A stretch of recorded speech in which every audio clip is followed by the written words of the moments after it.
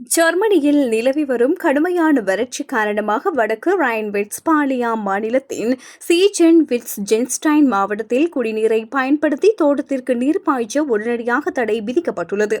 இந்த விதியை மீறுபவர்களுக்கு அதிகபட்சமாக 1000 யூரோக்கள் வரை அபராதம் விதிக்கப்படலாம் என மாவட்ட நிர்வாகம் எச்சரித்துள்ளது. குறைந்த மழைப்பொழிவு மற்றும் தொடரும் வெப்பம் காரணமாக இப்பகுதிக்கு குடிநீர் வழங்கும் 2 நீர்த்தேக்கங்களும் கிட்டத்தட்ட வறண்டு போயுள்ளதே இந்த தடைக்கு முக்கிய காரணமாகும். தற்போது இந்த நீர்த்தேக்கங்களில் முறையே 46 மற்றும் 57% மட்டுமே தண்ணீர் இருப்பு உள்ளதால் குடிநீரை பாதுகாக்க வேண்டிய கட்டாயம் ஏற்பட்டுள்ளதாக அதிகாரிகள் தெரிவித்துள்ளனர். இதன் காரணமாக பொதுமக்கள் தோட்டங்களுக்கு தண்ணீர் ஊற்ற மழைநீரை சேகரிக்கும் தொட்டிகள் அல்லது பீப்பாய்களை பயன்படுத்துமாறு அறிவுறுத்தப்படுகின்றார்கள். இதேபோல ஜெர்மனியின் பிற பகுதிகளிலும் வறட்சியை சமாளிக்க பல்வேறு கடுமையான கட்டுப்பாடுகள் மற்றும் விதிகளும் நடைமுறைப்படுத்தப்பட்டு வருகின்றன.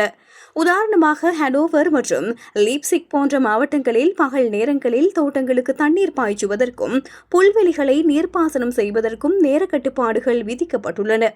இயற்கை வளங்களை பாதுகாக்கவும் குடிநீர் தட்டுப்பாட்டை சமாளிக்கவும் ஜெர்மன் நிர்வாகங்கள் எடுத்து வரும் இந்த தீவிர நடவடிக்கைகள் பொதுமக்களிடையே விழிப்புணர்வை ஏற்படுத்தியுள்ளன.